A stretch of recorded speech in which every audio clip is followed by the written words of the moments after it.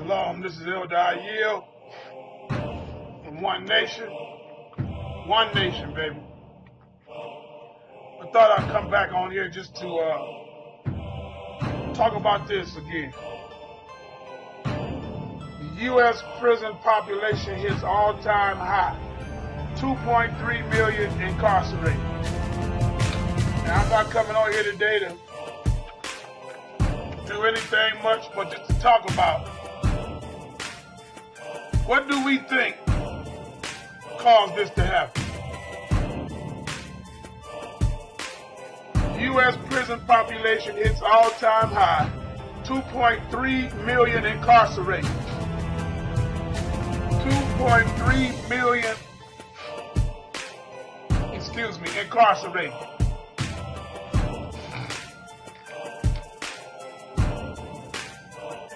Black males continue to be incarcerated at an extraordinary rate. Black males up to 35.4% of the jail and prison population, even though they make up less than 10% of the overall U.S. population. Stop right there for a minute. Now I want to address the Black Christian Church. And I'm going to ask a very serious question. Do you think that if you would have taught our people to keep the Most High's laws, statutes, and commandments, that this prison population would be this big in America? Now I want to address all of the modern-day Christian church, because this lies at your feet. That's right. Isaiah 58:1, the Most High told his prophets to cry loud and spare not. Lift up thy voice like a trumpet. Show thy people, his people, their sins, and Israel their transgressions. Now, if the preachers was doing Isaiah 58:1 and they was crying loud, would they not be crying loud about the 10 commandments and thou shalt not steal? That make good sense to me. Thou shalt not steal. Thou shalt not rob. Thou shalt not commit murder.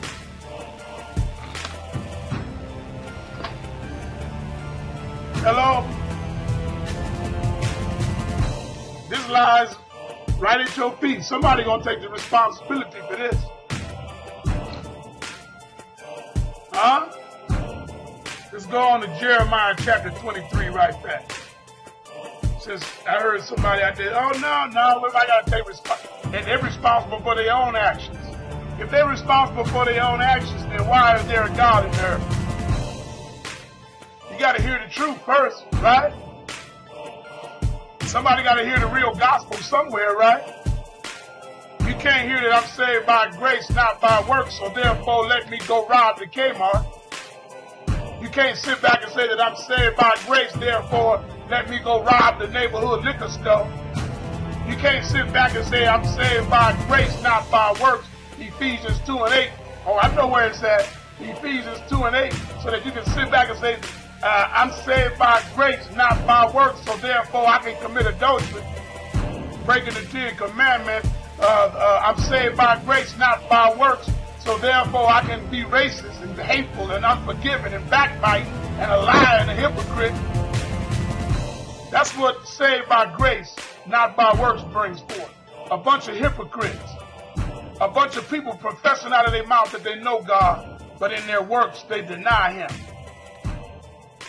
When Christ comes back, we're going to be judged according to our works. Well, let me read a little bit of something out of Jeremiah chapter 23, starting at verse 1. Woe be unto the pastors that destroy and scatter the sheep of my pastures, saith the Lord. Therefore, thus saith the Lord God of Israel, against the pastors that feed my people, against the pastors that feed my people, against the pastors that feed my people, against the pastors that feed my people. The Most High say he is against the pastors that feed his people. You have scattered my flock and driven them away, and have not visited them. Behold, I will visit upon you the evil of your doings, says the Lord.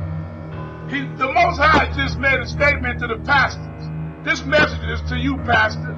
He said, you have scattered his flock. You have driven them away. Driven them away from what?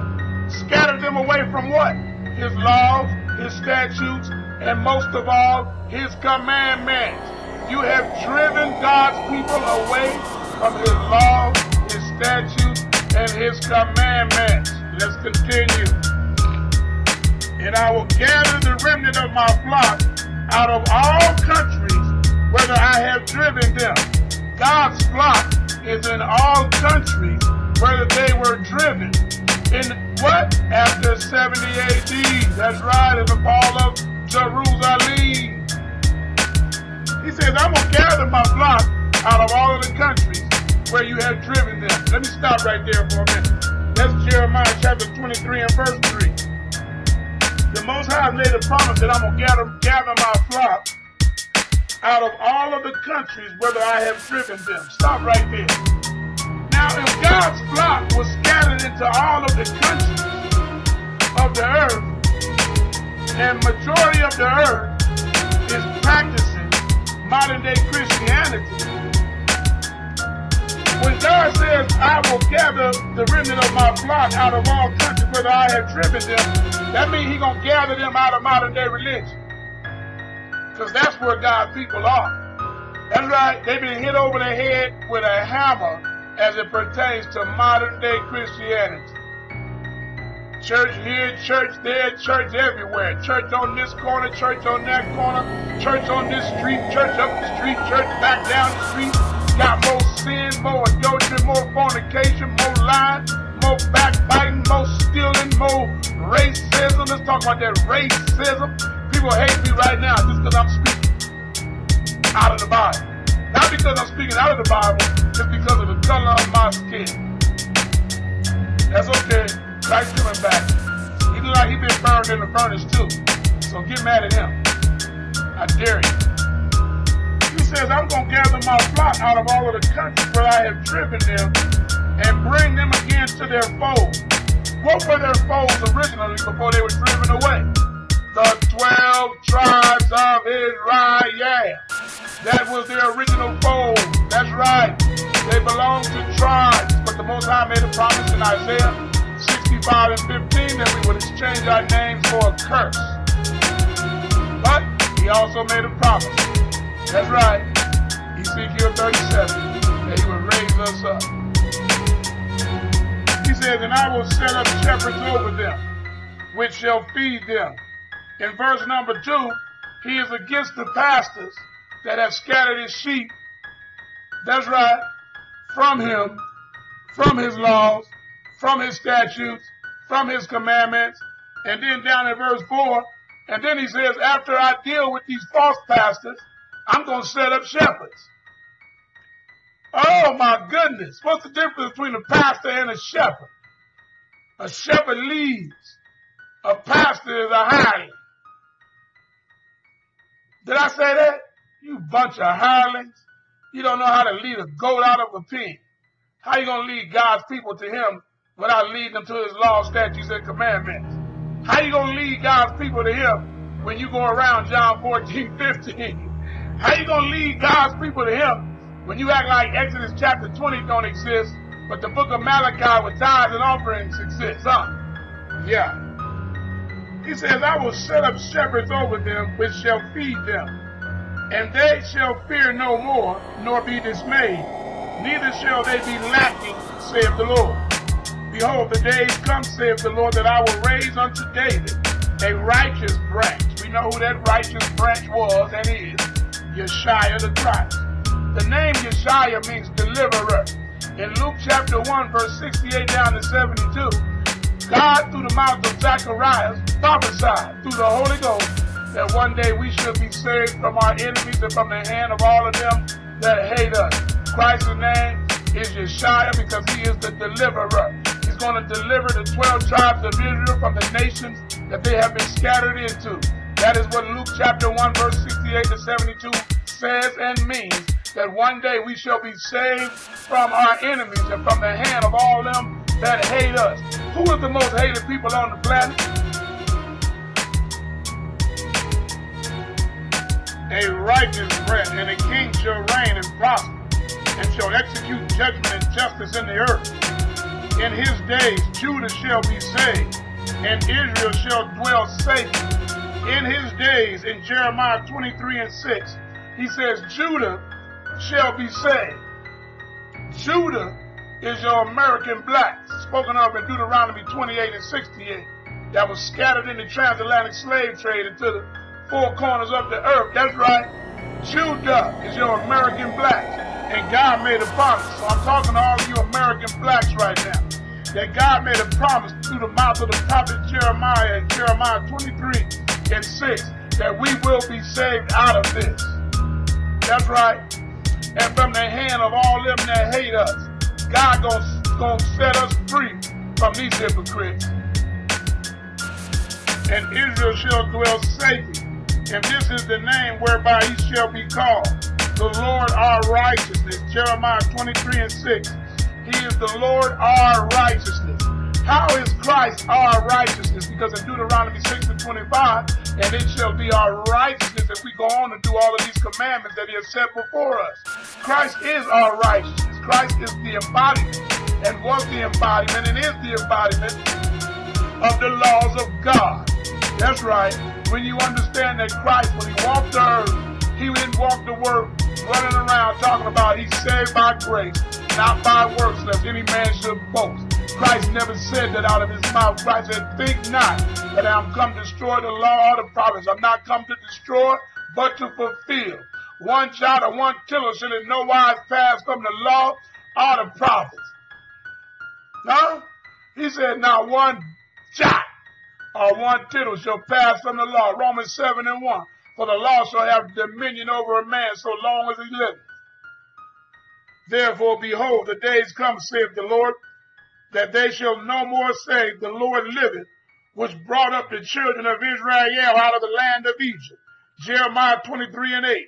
But the Lord liveth, which brought up and which led the seed, the sperma, the seed that's living on the earth today, of the house of Israel out of the north country, and from all countries whither I have driven them, and they shall dwell in their own land. Stop right there. He said the north country. Now I'm going to ask you a question, because I know you already know. Where is the northern hemisphere? Is this part of the world considered the northern hemisphere? The Most High just made a promise in Jeremiah 23. Let me read it again. And 8. This is what you call Bible prophecy. This is a prophecy where the Most High is saying, the day is coming where my children won't be talking about what I did when I brought their ancestors out of the land of Egypt. But the day is coming when they're going to be bragging and boasting, that's right, about how I delivered them out of the north country. And from the countries whither I have driven them. Now, all you got to do is go look at the transatlantic slave trade. Look and see where all those ships dock. That's right. That's all of the countries where the children of Israel are. So for all of you that's saying that the children of Israel don't matter today, it don't matter. There's no difference between the Jew and the Gentile. Not understanding that in the book of Maccabees, chapter 6, that the people were Hellenized, their identities were stolen and taken, they were raped, robbed, murdered, pillaged. That's why there was no difference between the Jews and the Greeks. Because there wasn't no physical difference, but they were the same people. They were just Hellenized. So the Most High made a prophecy through the mouth of Jeremiah the prophet that has yet to happen. That's right. We shall be delivered from the north country and from all of the countries where we have been scattered. Verse 9. My heart within me is broken because of the prophet. All my bones shake. I am like a drunken man, and like a man whom wine hath overcome, because the Lord and because of the words of his holiness. For the land is full of adulterers. For the land is full of adulterers.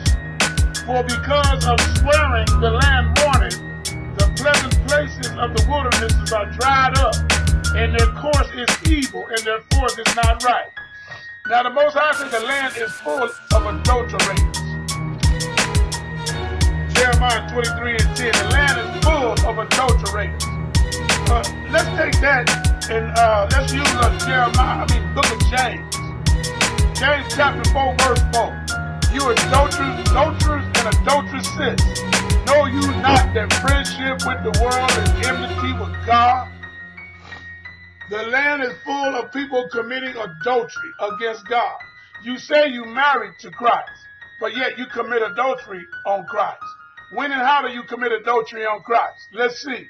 When you keep Christmas, you commit adultery against Christ. When you keep the Easter egg and the bunny rabbit and not the Passover, you commit spiritual adultery against Christ. When you go to church on Sunday and not on the Shabbat, you commit spiritual adultery against Christ. Let's see, when you sit down with that fat catfish dinner, you commit spiritual adultery against Christ. Why? Because Christ is your husband, and your husband asks you not to do certain things, but oh, matter of fact, he asks you to wear your skirt down below your knees, but you wear it up high as you can get it. That's right. That is what the church is like today to Christ. They're like a disobedient wife. That's right. Out there doing whatever and whenever and however they want to do it. And then got enough nerve to come home on the wrong day. What kind of husband would put up with that? What kind of husband would sit back and allow his wife to go out and do whatever she want to do, come home, drawers toe off, bra hanging off, talking about she love you. Oh, I love you, baby. Oh, I love you so much. I love you so much. I just got back from Sin City. I've been down there for 2 weeks. But I love you so much. The land is full of adultery. For because of swearing, the land mourning. The land even crying. The pleasant places of the wilderness are dried up, and their course is evil. Their direction, their course is evil, and their force is not right. For both prophet and priest are profane. Yea, in my house have I found their wickedness, saith the Lord. Wherefore their way shall be unto them as slippery waves in the darkness. They shall be driven on and fall therein. For I will bring evil upon them, even the year of their visitation, says the Lord. I will bring evil upon them. Did God just say that? I thought he was all love. Why did God just say in Jeremiah chapter 23, in verse number 10, that he gonna bring evil upon you? Let's talk about that for a moment. Over in the book of Amos, he asked Amos a question. He said, Amos, if there be evil in the city, have not the Lord thy God done it? He said, I'm behind you. Now let's talk for a minute. I'm going to talk to you about what's going on over there in the Middle East. Let's go right fast to a passage of scripture in your Bible called the book of Psalms 17 and 13. Psalms 17 and 13. Book of Psalms 17 and 13. Book of Psalms 17 and 13. And this passage in scripture will give us some insight as to what's actually going on in the Middle East.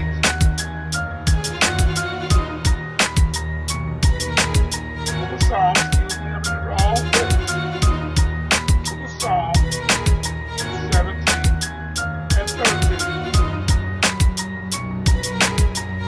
Arise, O Lord, Psalm 17 and 13. Disappoint him, cast him down, deliver my soul from the wicked, which is thy sword. The wicked is thy sword. The wicked is thy sword. So when the Most High God makes a statement that he will deliver you unto the sword, he is actually saying, I'm going to deliver you into the hands of wicked men. That's right. Now let's talk for a minute. Some of you don't know history, and some of you do know history. Well, I'm going to refresh your history so you can understand what's going on. Over in the Middle East right now, you have a group out there of militants calling themselves ISIS. Now, they are the wicked doing the things that they are doing. But you know, you guys been taught that God loves everybody, so you don't understand what's going on. Let me tell you what's going on. During the 14th century Arab slave trade, they killed over 112 million, of the tribe of Judah, Benjamin, and Levi. That's right, the children of Israel, the Arabs, have that blood on their hands, and God says in his 10 commandments that he will visit the sins of the father to the third and the fourth generation of them that hate him and keep not his commandments. That's right. So you say, what are you saying, brother? I'm saying that ISIS is a weapon. And the Most High said in Psalm 17:13 that the wicked is his sword. Let me say that again. The wicked is God's sword. That's right. The wicked is his sword. That's right. He uses, hold on. So he used the Arabs during the 14th century Arab slave trade to punish Benjamin, Judah, and Levi, and some of the other tribes that were still there with them. So he killed 112 million of his people at the hands of the people that's killing in the Middle East now, children. Their forefathers are responsible for the slave trade. That's right. Of the children of Israel. They broke us in before we even got to the Americas. As a matter of fact, the Arabs and the Africans sold us to the Americans. Now, can you see what's going on? Go to the book of Joel, chapter 3. Let's find the book of Joel, chapter 3. Now, he already told us that the wicked is his sword. So if the wicked is his sword, that means the wicked gonna do what they want to do with that sword. But what they gonna do with that sword, the Most High allowed it. He sent them. So what are you saying, brother? I'm telling you that Psalm 17:13, this is not what I think or what I believe, that the wicked are the sword of the Most High in the earth. That's right. In Matthew 24, Christ said that there shall be famine, pestilences, and earthquakes in the earth in the last days. Did he not say that? Who gonna cause the famines? Is the famines gonna just happen automatically and all of the food of the earth gonna dry up? Or is God gonna use the wicked men of the earth to cause the famine? Are the plagues gonna just fall on the earth this time? Or is God gonna use the wicked in their laboratories to create the pestilence? Now I think you beginning to understand that the wicked, spoken of in Psalms 17:13, are the sword of the Most High. That's right. Now let's go to the book of Joel, chapter 3, verse 6 and verse 7. Let's go. Let's start at chapter. Let's go up. Let's start at 1. Joel 3 and 1. We'll go down to 7.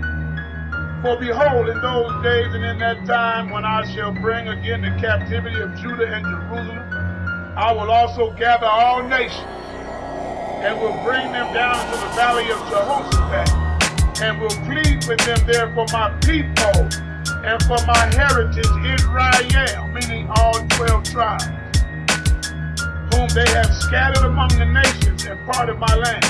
Now in Joel chapter 3, when it says for my heritage Israel, in your mind you automatically think it's talking about the state of Israel today. No, it's not. Why? Let's finish. Whom they have scattered among the nations. This is spoken of in Luke chapter 21, starting at verse 20. God's people are scattered among the nations. Who gonna bring them back? God himself. And parted my land. They divvied up the land.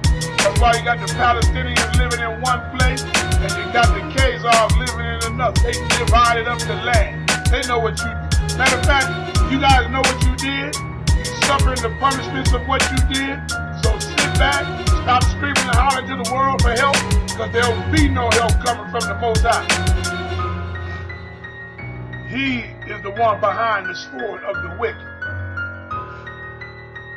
They have scattered among the nations and parted my land, and they have cast lots for my people, and have given a boy for a harlot, and sold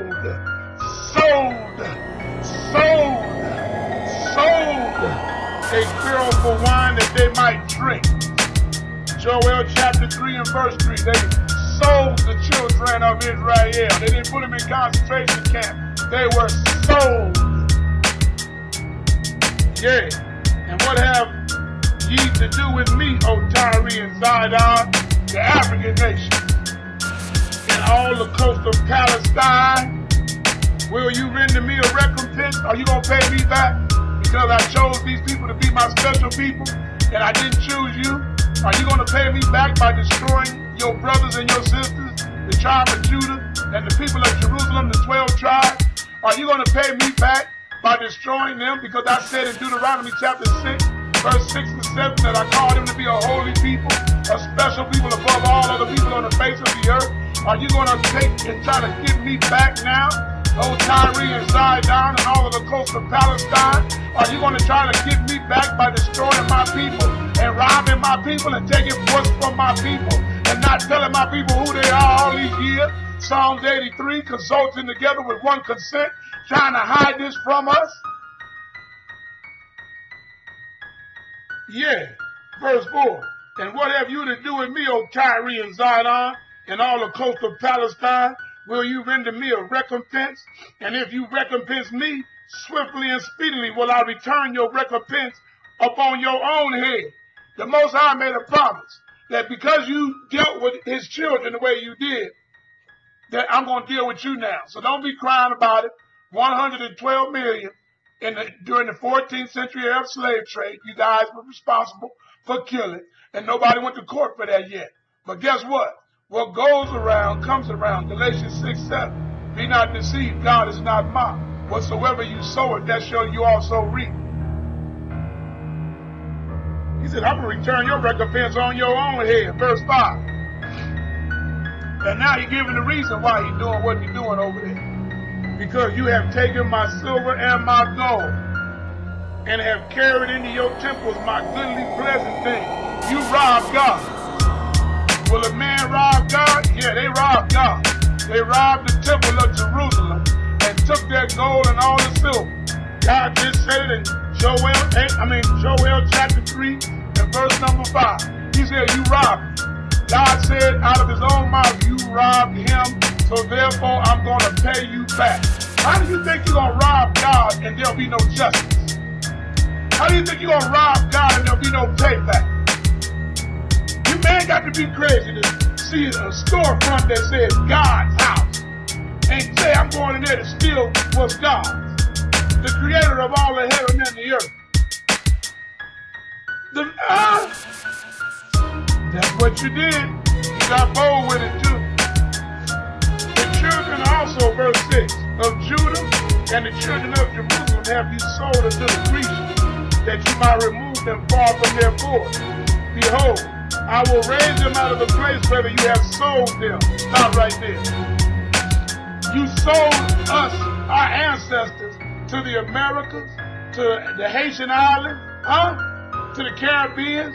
You sold us, Brazil. You sold us. But the Most High made a promise, a prophecy. This is Bible prophecy that is happening right now. He's raising us up out of the place where you sold us. And now we know we the tribe of Judah, Benjamin, Levi. Now we know we the tribe of Issachar, Gad. Now we know who we are. I'm going to raise them out of the place where you have sold them, and I will return your recompense upon your own head. There was a song years ago that was sung by a man named James Brown, and it was called The Big Payback. Some of you out there need to go dig that up, because that's what's going on the earth right now. The big payback has begun. That's right. The big payback is happening now, and the whole world crying. Oh! Why did you cover up the history of the 112 million of my ancestors being murdered and killed? Can we get some tears out there for that? Can we get some tears out there for my ancestors being hung on the trees in the South? Can we get some tears for that? Can we get some tears for some of my people being drugged behind cars down concrete streets till their heads fall off? Can we get some tears for that? Can we get some tears for what happened to the tribe of Judah, Benjamin, and Levi after 1619? Can we get some tears for that? Can we get some tears for black young men being shot down in cold blood without weapons in their hands in the Americas right now? Oh, can we get some tears for that? No, we can't get no tears for that. That's right, because you've been trained and taught that we are the no good for nothing of this planet. But when our Christ returned, Hebrews 7:14, he came out of the tribe of Judah. This whole planet in trouble. He says in verse 8, and I will sell your sons and your daughters into the children of Judah, and they shall sell them to the Sabian, to a people far off, for the Lord has spoken it.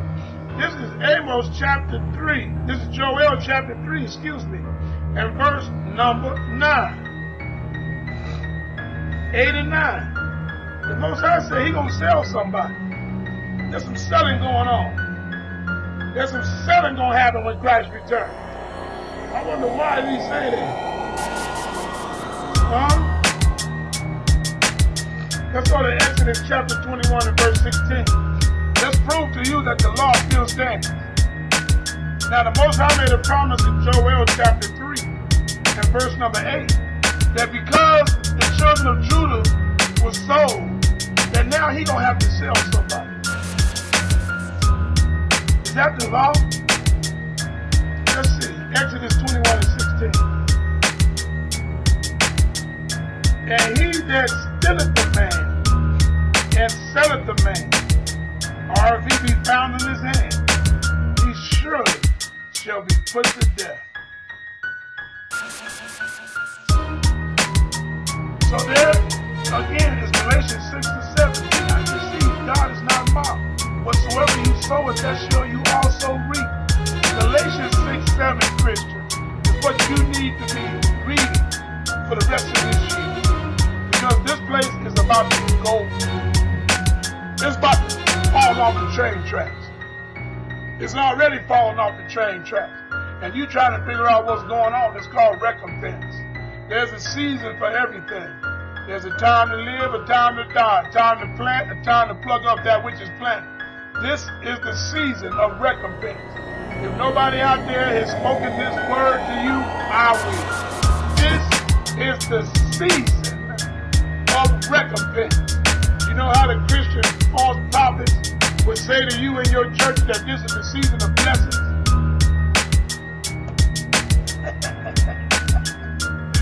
All the churches you go to, this is the season of great blessings. This is the season of great miracles. This is the season of houses and lands and cars. Well, I'm here to tell you, as the Most High servant, that this is the season of recompense. That's right. If had there not been evil in the city, and the Lord have not done it, and I'm the one that create evil and make peace. This is the season of evil. This is the season of recompense. Over in the Old Testament, there was a king named Jehoshaphat. And Jehoshaphat got up one day, and the people come running to him and told him that the enemy, Jehoshaphat, is encamping all about us, Jehoshaphat. And there's too many, we can't fight this great horde of the enemy, King Jehoshaphat. And King Jehoshaphat put on his gown and took his letter that he had received. And King Jehoshaphat went into the temple. And King Jehoshaphat got down on the altar. And King Jehoshaphat began to pray. Oh, that's what we got to learn to do. King Jehoshaphat began to pray to the Most High. And as King Jehoshaphat began to pray to the Most High, a prophet was way out in his own house minding his own business. And the prophet got his servant and said, take this word down there to King Jehoshaphat, because he's down there at the temple and he's praying. But I want you to go down there and tell King Jehoshaphat that he need not worry, that the people that are too great that are coming against him, he must not worry about them, because this battle is not yours, this battle is mine. All we got to do is keep the law, statutes, and commandments. Yeah, in the book of Revelation, it said the dragon's going to be fought with the woman's seed. He coming to make war against those that keep the commandments. But the Most High is also saying that this battle not yours. This battle is mine.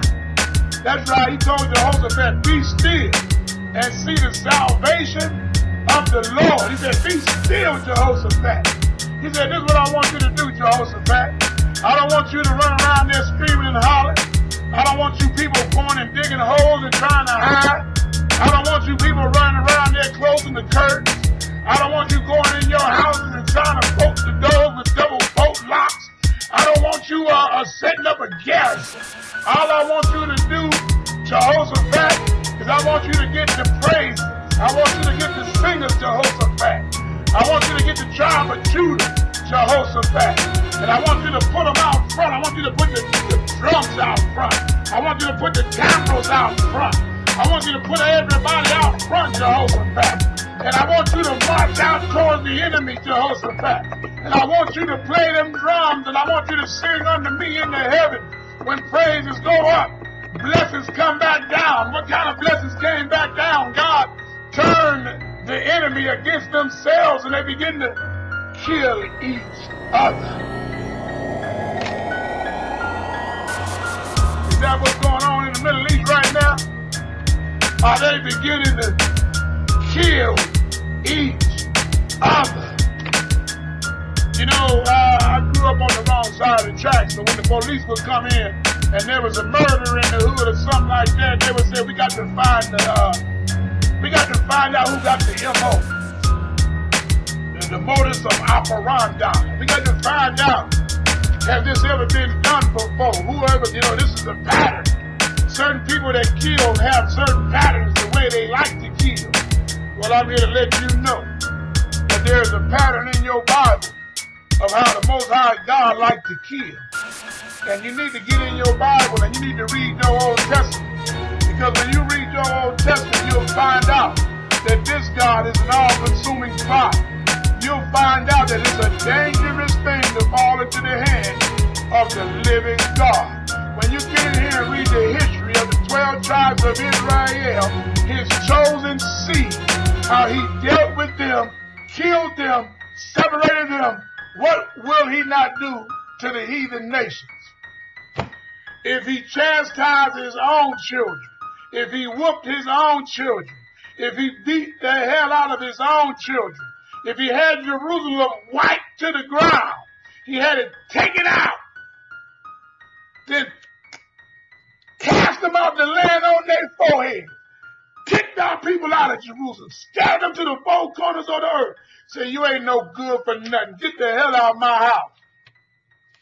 Get out of my house, he did. The Most High kicked our ancestors to the hell out. Get out. You won't follow me? Get out of my house. You won't keep my commandments? Get out. You want to act a fool? Get out. You want to come in my house and tell me what I'm going to do? Get out of my house. That's what the Most High was doing when he kicked our ancestors out of Jerusalem. Luke chapter 21, verse 20. Read it on down. He said, when you see Jerusalem compassed with armies, know you not that the desolation thereof is not. Psalm 17:13. The wicked is my sword. He brought Vespasian and Titus. That's right. He brought Titus and Vespasian. Who? The Most High did. Gathered them up. Brought them in there and they did a hell of a job. Took it down. 3.5 year siege. You know the the Most High had to be with them for them to sit out there 3.5 years, sieging Jerusalem, and then they took it down. Millions died by the sword. Thousands died by the fire. A lot of them escaped. A lot of them was taken captive into all nations. So don't sit here today and think that the Most High God of this Bible is about to bring peace on earth. There'll be no peace. That's why Christ is coming at his second coming. And your book of Revelation tell you that the 7 heads and the 10 horns gonna make war against Christ at his second coming. When Christ comes back, there's gonna be war, my brothers and sisters. Before there's peace on the earth, there gotta be a war. You don't get peace without war. War brings peace. That's why in 2 Thessalonians 1:8, he's coming back in flaming fire to take vengeance on them that know not God. That's right.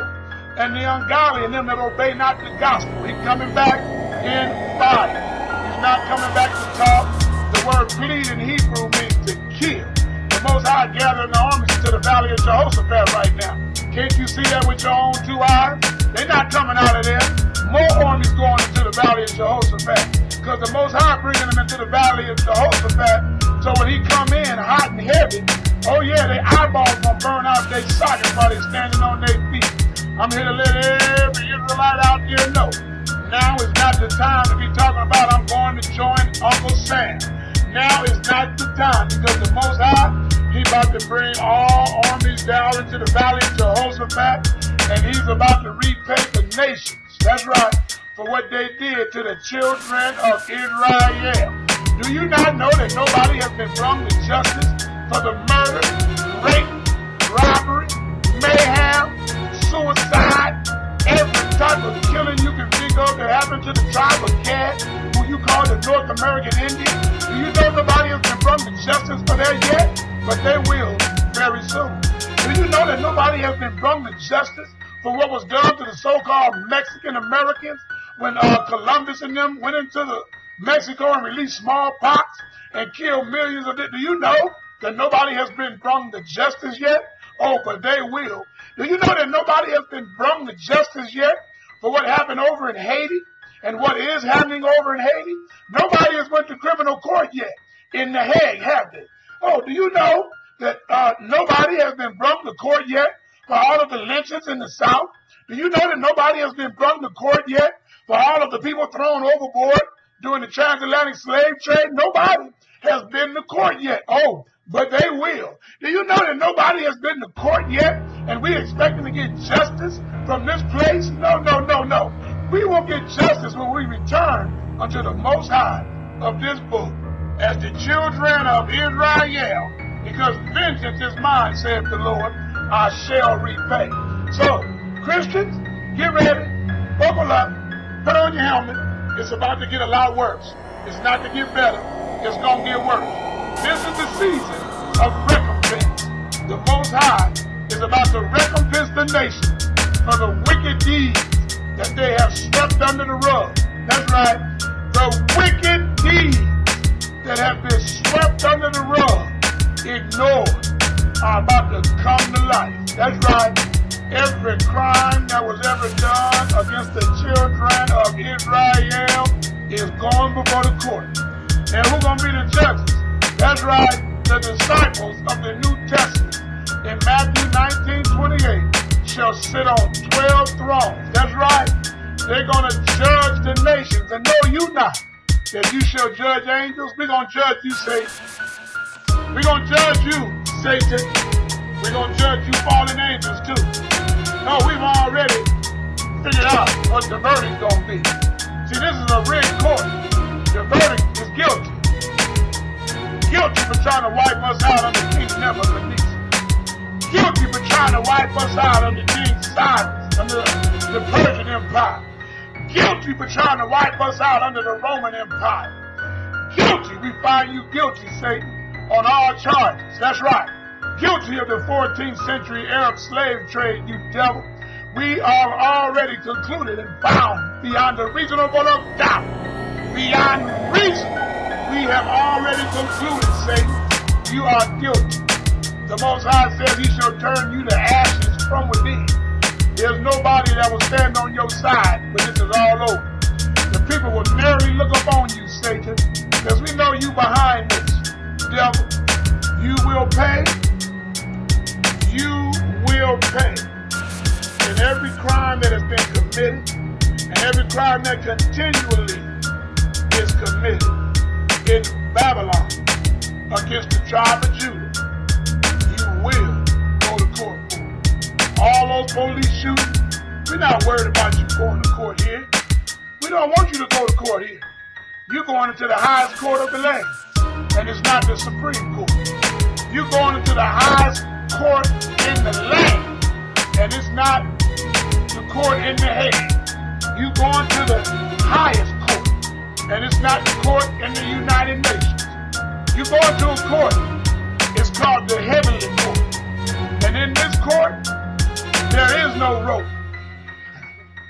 In this court, there is no bullets. No. In this court, there's another way of death. It's by fire. That's right. In this court, they burn everything up. That's right. In this court, there is no beheadings. That's right. This court that's coming, it will show no mercy. This court that's coming, there'll be judgment without mercy. This court that's coming will have a judge off to the side sitting on a throne consumed in nothing but fire. This court that's coming got a lake off to one side burning. And people screaming and hollering. This court that's coming is going to make what ICE is doing look like cupcakes. This court that's coming to planet Earth is going to be very cool. Revelation 21 and 8. You need to go read it sometime. This court is going to cast everybody that don't keep the commandments into the lake of fire. This court that's coming has a lake. And there'll be no stats on how many fish caught out of this lake. There'll be no fishermen with boats docked at this lake. This lake won't have trophy bass in it. This lake won't have trophy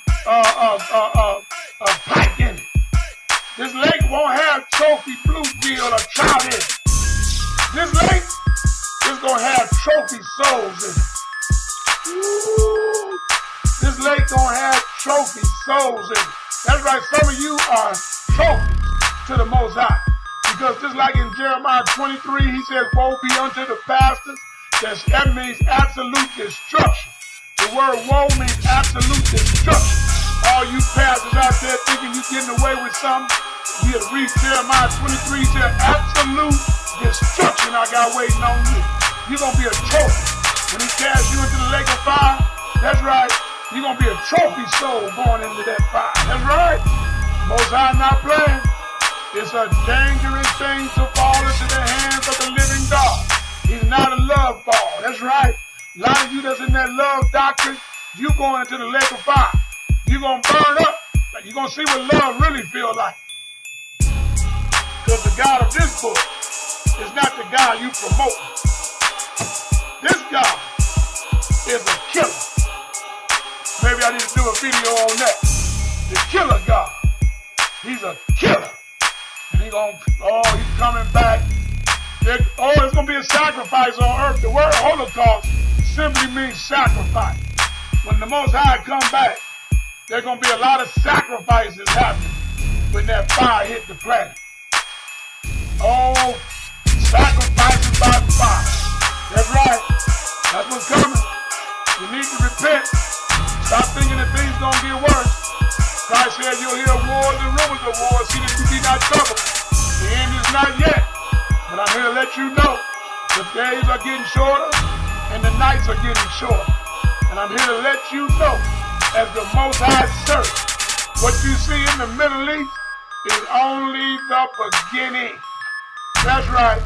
And it's a little too calm here in the Americas right now to notice, isn't it?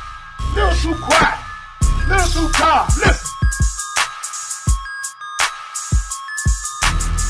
When they get quiet like that, oh yeah, that's the sound of danger. Oh yeah, he said, Christ said, peace I give unto you. Not as I give unto the world, peace I leave with you. I'm in peace in here. It don't bother me one bit what's about to happen on this planet. But you gotta go learn your history, then you'll understand why what's happening on this planet is happening on this planet. During the Crusades, how many was killed? During the Christian Crusades, did anybody go to court for that? Oh, but they will. That's right. It's appointed unto man once to die. And after that, the judgment. The judgment is coming. Every demon on this planet hates to hear that the judgment of the Most High, higher, is coming to planet Earth. That's right. And that horse must have been running through this thing. Because peace is being taken from the earth right now. Oh yeah. I'm here to let you know that peace is leaving the earth. But once again, Christ said unto his believers, unto his commandment keepers, peace I give unto you. Not as I give unto the world, I give unto you. That means in my house, they're going to be dancing and singing and hallelujah and todah. And down the street, gonna be mayhem, murder, bombings, and everything else going on. But in my house, we keep the laws, statutes, and the commandments of the Most High. They'll see, when you keep the Most High's laws, you don't go out. America don't gotta worry about you breaking their laws. Because I'm keeping God's law. They don't have to worry about me breaking their laws. I'm what they call a model citizen now. Imagine that, when you keep the laws of God, you become a law-abiding citizen in the eyes of the world. I wonder where the world got their laws from.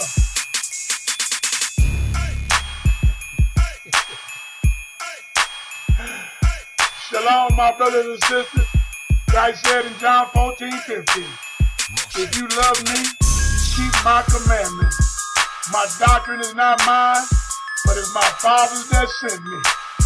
Everybody that is of the truth, he said, cometh to the truth. That's right. John 8:32, and you shall know the truth, and the truth shall make you free. He died, that's right. And he got up on the third day to redeem his people back to the Most High God. He did an awesome job. That's right. He shed his blood for the sins of the world. The word world is in Isaiah 45:17. Hebrews 1 and 2, Hebrews 11 and 2. You need to read it sometime. There was more than one world created by God, and there's still more than one world in existence right now. You got the fish world, you got the dog world, you got the cat world, you got the black world, you got the Chinese world, you got the white world, you got the, you hearing me? You got the African world, living all in one world. That's why Christ said, be ye separate and come out from among them. That's right. Don't be a lover of the world. James 4:4. Well, what world is he talking about? He's talking about the children of Israel. For God so loved. Deuteronomy chapter 7, verse 6 to 7. Read what God loves. And may the Most High bless you and keep you and your house in peace as the world burns up. That's right. This is the season of recompense. Recompense, recompense, recompense. This is the season. Shalom, there's a lake that's burning with fire. Whatever you do, get ready so you don't go there. Shalom. Peace.